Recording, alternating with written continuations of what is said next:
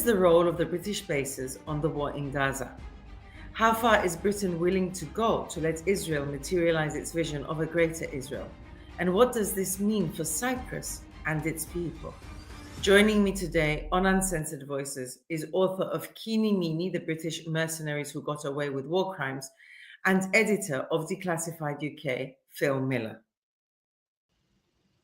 Welcome, Phil. Hi, Melanie. Thanks for having me. And thank you very much for joining me. I know you're very busy. And I just wanted to say actually that the work that you have been doing on Declassified UK is extremely important and a real eye-opener for us in Cyprus, especially about the bases and what they are actually doing and the role that they are playing, not just on the war in Gaza, but generally what the bases are doing here. So before we get into, we delve into what the bases are doing in Cyprus, could you just give us a run through of when Declassified UK was set up and why was it set up? What was the need for setting up Declassified UK? Yeah, so Declassified started about 5 years ago in response to the UK media landscape, which is very bad at covering Britain's role in the world, kind of assumes that Britain has a benign influence and forgets our colonial past. And what we wanted to do at Declassified was to expose Britain's real role in the world. And one of the kind of legacies of empire, or the forms of empire that never finished, never ended, are these military bases that Britain still has around the world. Cyprus being one of them, where it hasn't decolonized, parts of the island at all. There are other military bases in other former colonies, like in Kenya, Oman, Belize, where the countries are nominally independent, but the governments, would have enormous difficulty to actually evict the British military bases from those countries. And there are all sorts of scandals associated with the bases there, whether they're environmental damage, sexual assaults, deaths and injuries connected to activities at these bases. So we set out as part of our mission to document what was happening at these bases. So with Cyprus, I think we initially looked at the environmental impact, low-flying helicopters causing deaths to farm animals surrounding the bases.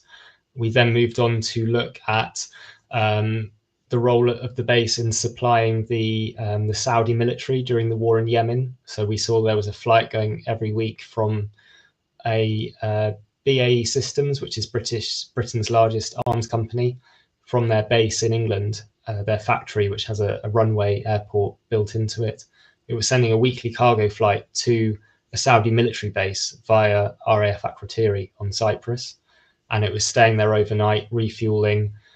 There wasn't any disclosure about what was on board, but we were able to piece together that this was carrying spare parts for the Typhoon fighter jets that Saudi Arabia was using to bomb Yemen, where schools and hospitals have been flattened by the Saudi air war there. And then when the conflict in Gaza started last year, we noticed a lot of military flights going from the base to Israel, or surveillance flights going from the base over Gaza. And yeah, that's kind of led up to our current coverage, which I think has caused, like you were saying, quite a lot of concern in Cyprus. So from your research that you've done, how many bases does the United Kingdom have across the world? Just so people can get a clear picture of what is going on and how decolonization has never really happened. Yeah, I mean, it depends slightly what you count as a base, but we counted over 100 base sites. This was a few years ago we did the research, so I think there were a couple in Afghanistan that we included that wouldn't be there now. And these range from, entire naval dockyards or airfields to facilities where they're kind of joint bases alongside, say, the Americans or another country, to kind of extraordinary relationships like in Brunei, which is down by towards Malaysia, Indonesia, and Southeast Asia, where there's a dictatorship there that, you know, has all these British military officers out there on loan to its own armed forces, in kind of senior positions in military bases there. So in some parts of the world, it's like the empire never ended. And then Cyprus is obviously a particularly stark example, because they claim that this is still sovereign British territory. You know, the 3% of Cyprus that they've refused to leave. So yeah, that was kind of the range. You can go on our website and there's a map there where we mapped out all the bases, so people can look at that if they want to see. Mm-hmm. So you mentioned that Cyprus came up on your radar when you were looking into the war in Yemen, and obviously this has escalated now, especially during the past, well, a year and 2 months with the war in Gaza. How many spy flights? Do we know how many spy flights have gone from Cyprus, or what sort of flights go from Cyprus to Gaza? Have they been using Akrotiri to do cargo flights? Do we know what they've been sending? And these are questions that people have asked, keep asking everybody, if anybody that knows what's going on at Akrotiri. I mean, what exactly is going on? Do we have an idea?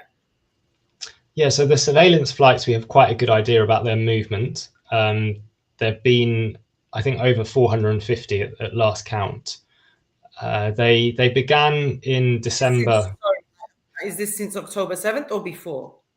It's since December, the start of December last year, 2023. Okay. So immediately after October 7th, there were surveillance flights going from Akrotiri that would fly up to the edge of Israeli airspace and the edge of Gazan airspace.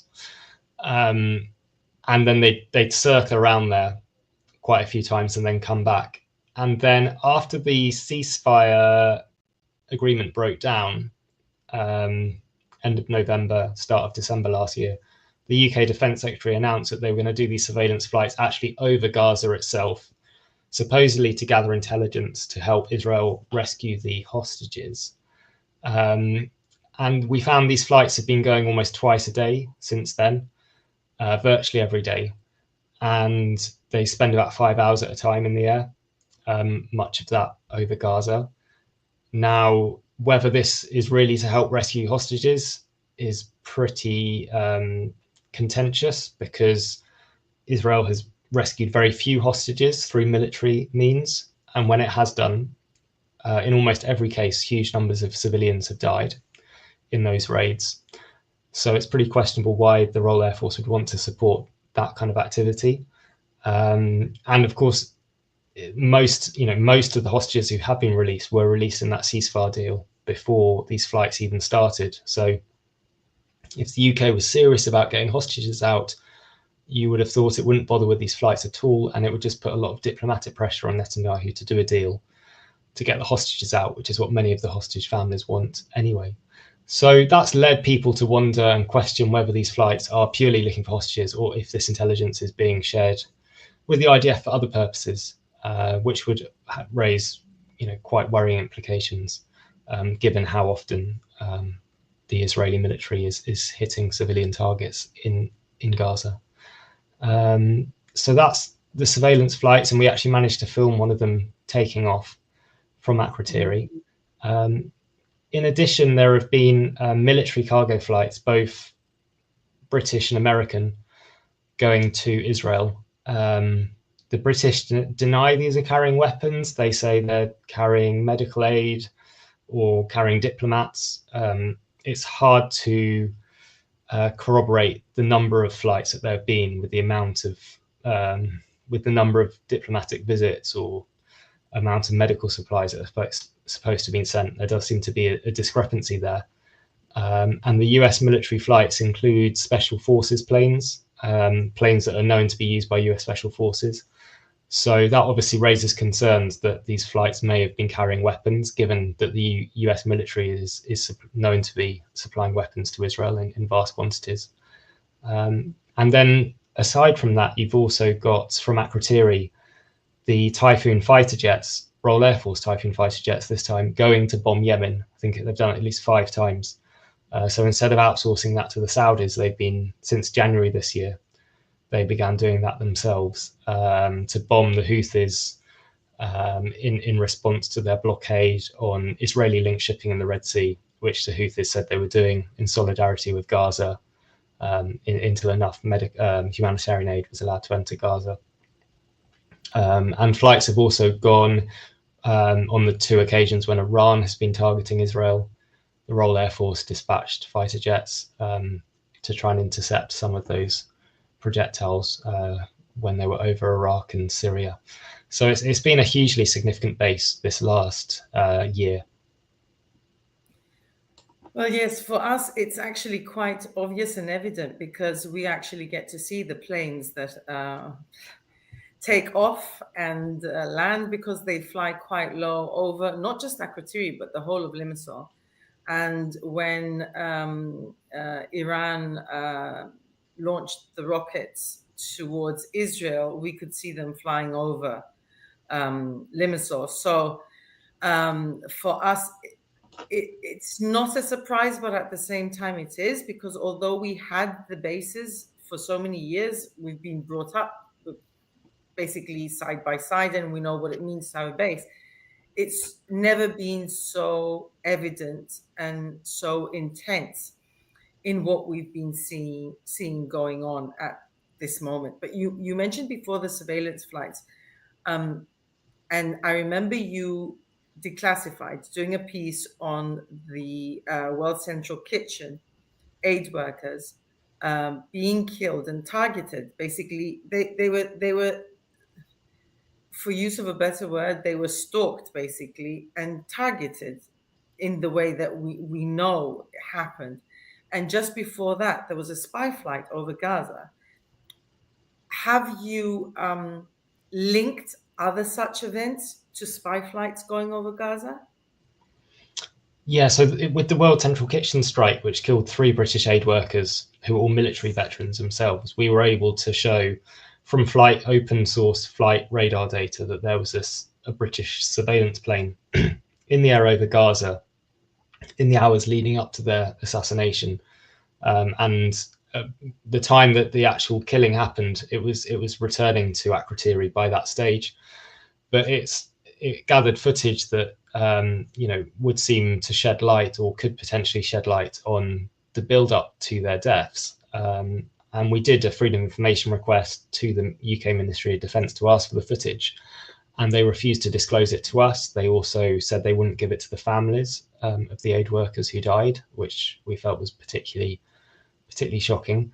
And there are other cases, including there's a case, I think it was in February this year, when yes, a couple of hostages were rescued from Rafah in the south of Gaza. There was surveillance planes in the air in the hours before and after that operation, and large numbers of civilians were killed in that operation. And so given that these flights are supposedly to help with hostage rescue, that raises questions about whether they were involved in any way in that operation. But when these questions have been asked, there's a complete wall of silence from the UK military, which has made it really hard to get to the bottom of what's going on. So yeah, there's a real dearth of democratic accountability and transparency here. I'm sure you might get this question quite a lot.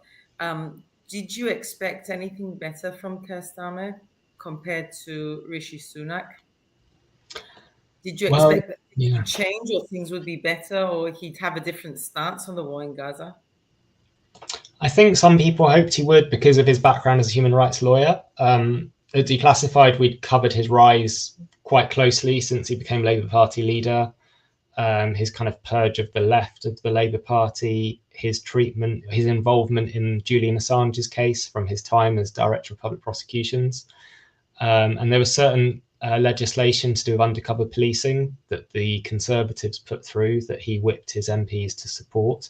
So that was an indication that he was going down quite an authoritarian direction at the outset, and being particularly kind of deferential to pro-Israel pressure groups around the Labour Party as a way of distancing himself and trying to differentiate himself from Jeremy Corbyn's time as Labour leader. So, we weren't that surprised, but, when you think of these policies like the surveillance flights that were begun by a very kind of right-wing Defence Secretary, Grant Shapps, for the Labour Party to just continue those so uncritically and not really seem to have any open discussion about the human rights implications of sharing battlefield surveillance footage with a military that's accused of genocide. Not seeming to have more concerns about that. That is quite surprising that's gone on. And what we've seen though is that some of the arms sales, for instance, they suspended, but not arms sales that would go to Israel from Britain via the US. There's a particular type of fighter jet that Israel uses, the F-35, it's the most advanced fighter jet. And that's made by an American company with lots of support from British manufacturers.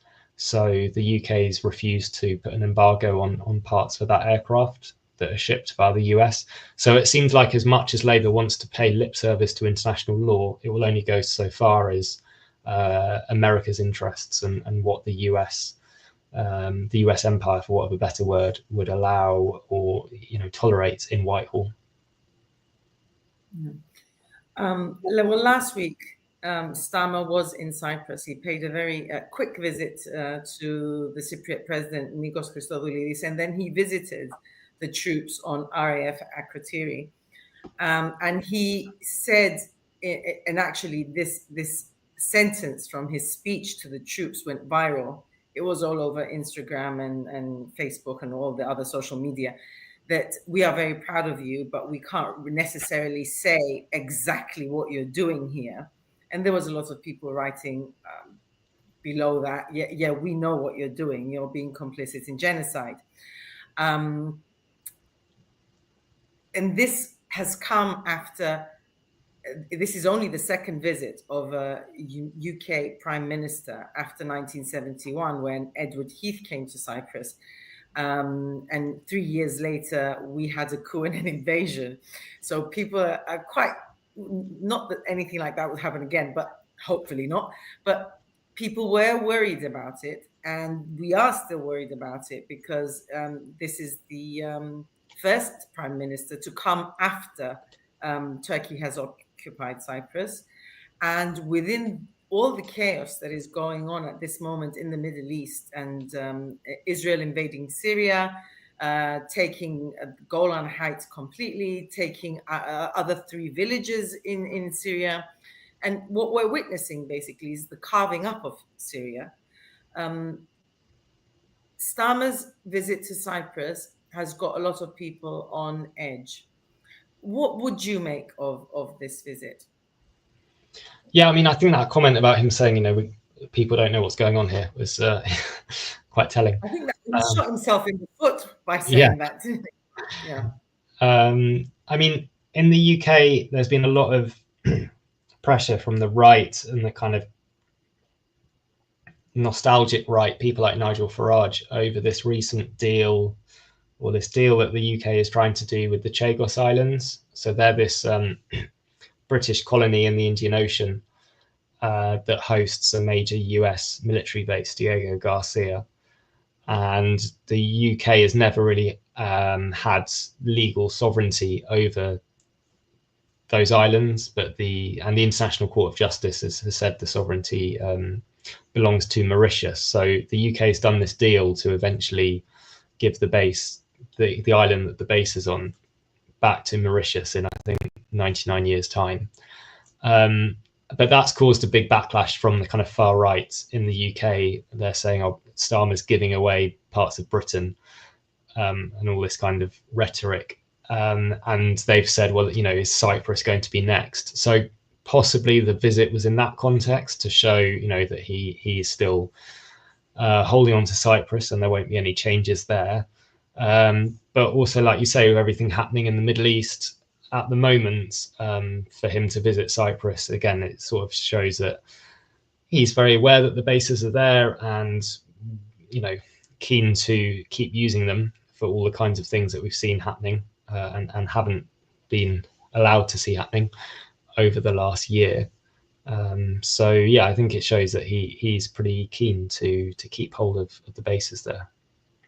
All right, so you just answered my next question, because my next question was going to be how important are the bases in Cyprus to the United Kingdom? And obviously, from what you just said, they are extremely important because of where they are geographically, but also at the same time, Starmer wants to show to the right wingers how he's not letting any United Kingdom sovereign territory, as they call it, go. And as I keep saying that whenever you travel through the bases, you can see on Google Maps, and it's not even on the bases, because there are surrounding villages on the Akrotiri, RAF Akrotiri and Episcopi, that when you go through those villages, it says United Kingdom. You cross the border basically without even knowing that you're crossing over to United Kingdom territory. How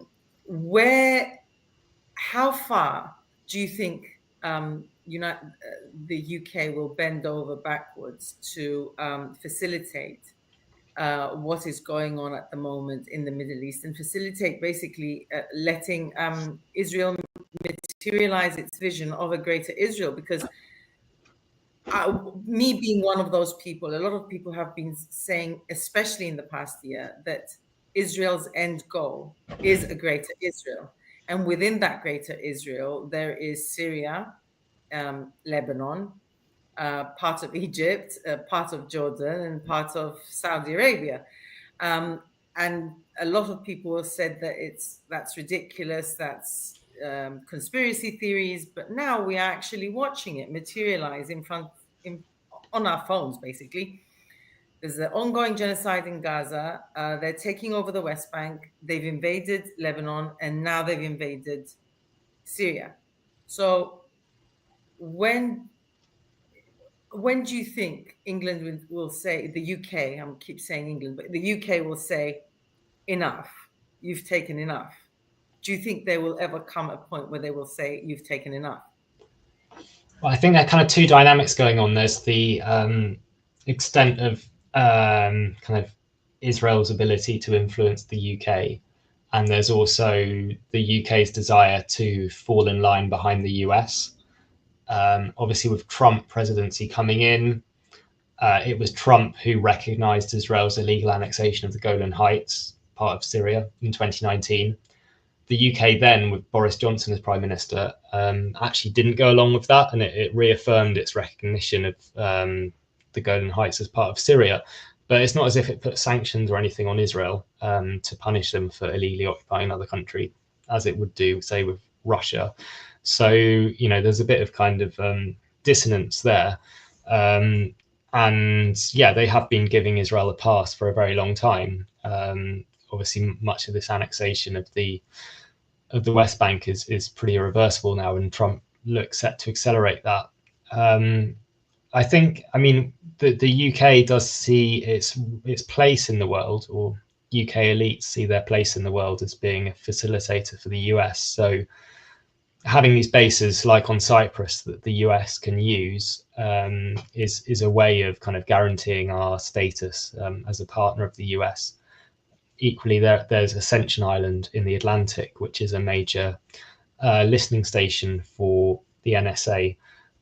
So there are quite a few bases like this around the world where, and this was the motive for the Chagos Islands, right, was to keep some rocks that, the British, but also the Americans could use for military facilities.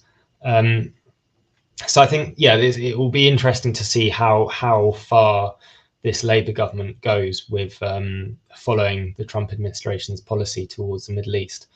I can't give you a confident prediction about what we'll see there, but already they are starting to, David Lammy, when he was an opposition MP, our foreign secretary, he called Trump a fascist and a neo-Nazi, I think. And of course, now he's gone and Keir Starmer's gone and met Trump and all the rest of it. So, they're clearly trying to be on good terms with the Trump administration. and the consequences of that for Middle East policy will probably be quite profound, but we're yet to see exactly what they will be.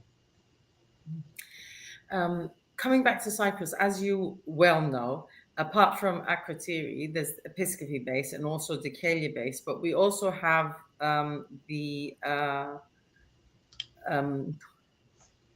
it's not a base actually, but the Troodos Mountains. I don't even know exactly what to call it. Yeah. I think they call it a retained site, don't they? Rather than a site, it's been retained. Yeah, well, they're using it basically to spy on the rest of the world, especially the Middle East. Do we have any information about that?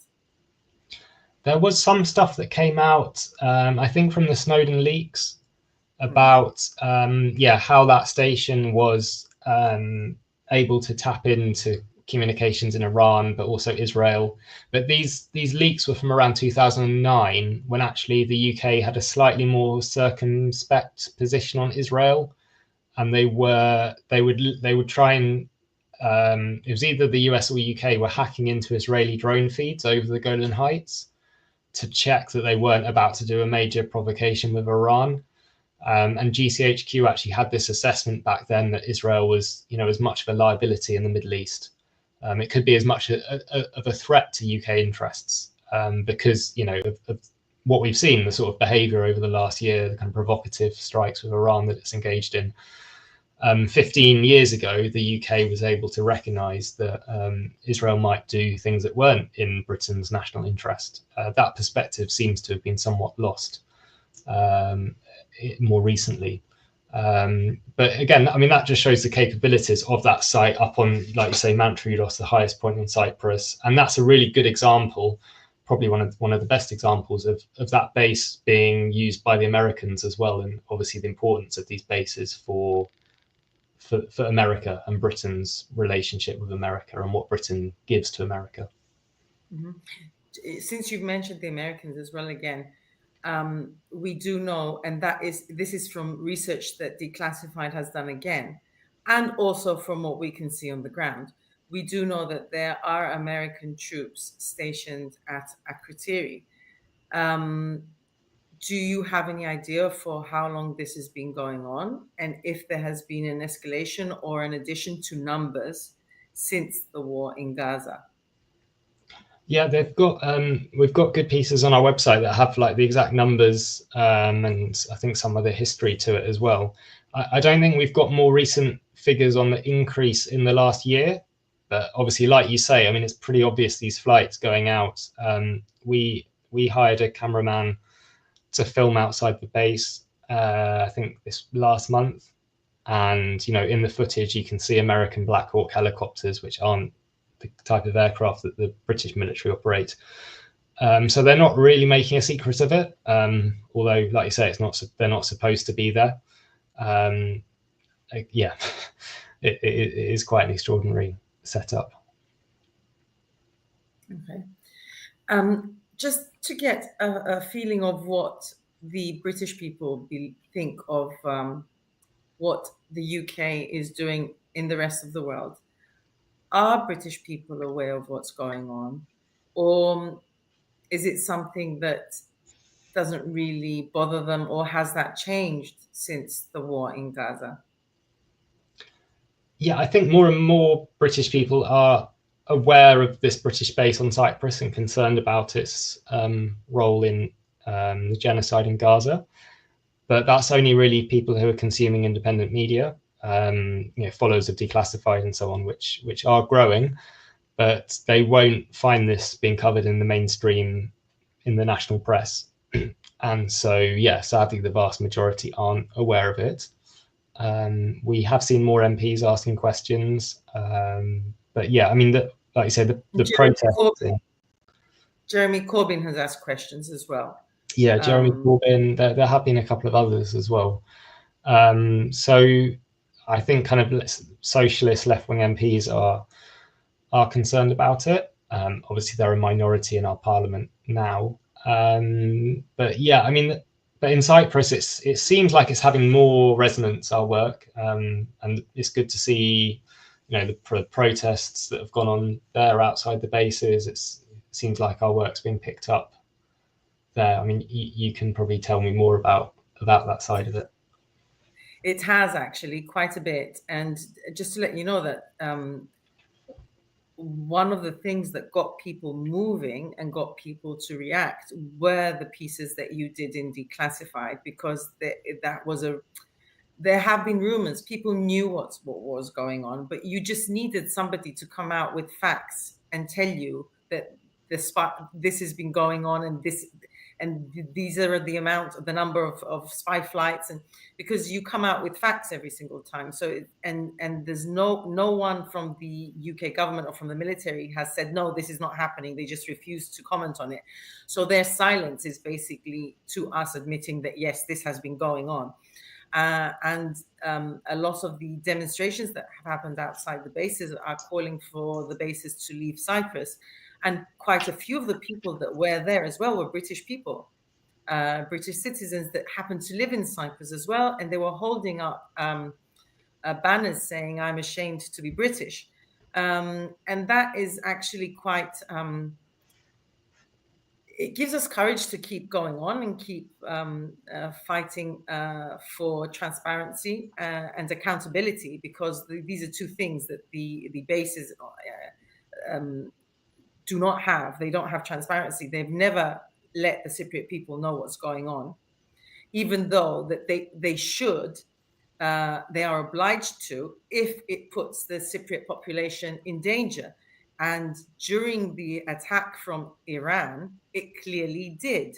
And especially before in June, when Nasrallah said that if Cyprus keeps facilitating, and I'm assuming he meant the bases, the war in Gaza, that they will attack Cyprus.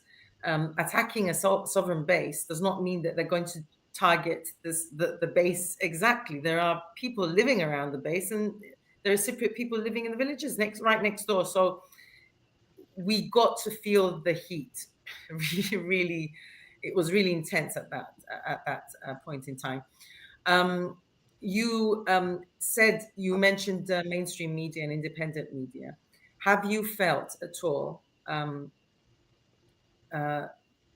has there been any backlash to the work that you are doing? Because we do see that there are journalists in the UK, not only the UK, but in all of Europe, that have been targeted because of the work that they have been doing on Gaza. I say thank goodness for social media, because this is what Julian Assange was reporting on in Afghanistan and Iraq, and this is why he was put in prison. And I truly do believe that what we are seeing now, witnessing on our mobile phones, is exactly what was happening before in Afghanistan and Iraq and everywhere else that the US and the UK invaded. It's just that we did not have the ability to see it live streamed on our phones. Richard Medhurst was arrested at Heathrow Airport, and his computers and laptops and were confiscated, and he was interrogated and intimidated. Have you had any backlash? We haven't ourselves, thankfully, but we're very aware of the climate that we're working in. And, we've seen Asa Winstanley at Electronic Intifada having his home raided, devices confiscated, but not arrested. It was all rather strange how they justified doing that. And obviously he's been reporting for a long time on Keir Starmer and the right of the Labour Party and Israel lobby groups and their influence on British politics. So yes, he's been covering a lot of these issues, and we've been doing the reporting like you mentioned, but no, we haven't had the police knocking on our doors. But obviously it's not a pleasant climate to be working in once they start doing that to other journalists here.